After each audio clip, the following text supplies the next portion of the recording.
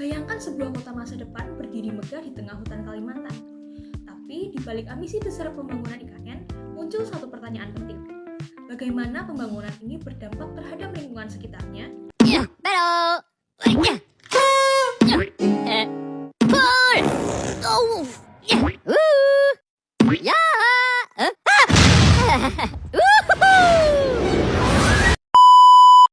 Hai semuanya, perkenalkan nama aku Elizabeth Leonardo Sariwidodo dari kelas 12C Presensi 12. Hari ini kita akan membahas dampak pembangunan infrastruktur terhadap wilayah IKN dan bagaimana solusi berkelanjutan bisa menjadi jalan tengahnya. Dalam beberapa tahun terakhir, pembangunan Ibu Kota Nusantara di Kalimantan menjadi salah satu proyek strategis nasional yang besar.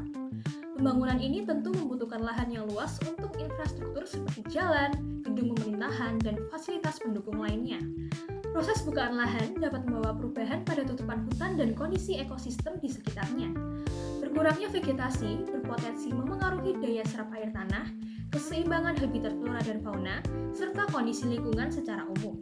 Data citra satelit menunjukkan adanya perubahan tutupan hutan di wilayah Nusantara dalam beberapa tahun terakhir. Hal ini menjadi perhatian berbagai pihak, karena hutan memiliki peran penting sebagai penyerap karbon, menjaga suhu, serta pengatur siklus air. Perubahan ini tentu perlu dikelola dengan bijak agar dampaknya tetap terkendali. Tak hanya itu, pembangunan IKN juga memunculkan berbagai diskusi di masyarakat. Banyak yang berharap proyek ini dapat membawa pemerataan pembangunan dan pertumbuhan ekonomi baru. Di sisi lain, ada pula yang menyoroti pentingnya menjaga keseimbangan antara pembangunan dan kelestarian lingkungan. Beberapa kajian ilmiah mencatat adanya penurunan tutupan hutan dalam periode sebelum dan selama tahap awal pembangunan. Penurunan ini dapat berdampak pada peningkatan suhu lokal serta perubahan kualitas lingkungan apabila tidak diimbangi dengan langkah mitigasi yang tepat. Karena itu, pembangunan membutuhkan pendekatan yang tidak hanya berorientasi pada pertumbuhan, tetapi juga keberlanjutan. Tapi tunggu dulu, pembangunan tidak selalu identik dengan kerusakan. Salah satu solusi yang bisa diterapkan adalah dengan metode pelari, pembangunan berkelanjutan dan ramah lingkungan. Terdapat 5 prinsip dari pelari. Yang pertama, membatasi alih fungsi lahan hutan.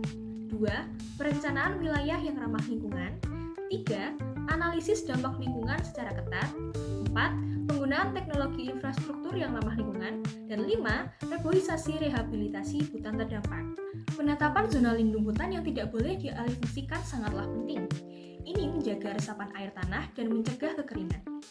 Perencanaan tata ruang yang matang sejak awal juga menjadi kunci agar kerusakan lingkungan bisa dicegah, bukan hanya diperbaiki setelah terjadi. Ibu Kota Nusantara adalah simbol masa depan Indonesia. Namun, masa depan yang baik bukan hanya tentang infrastruktur megah, melainkan juga tentang keseimbangan dengan alam.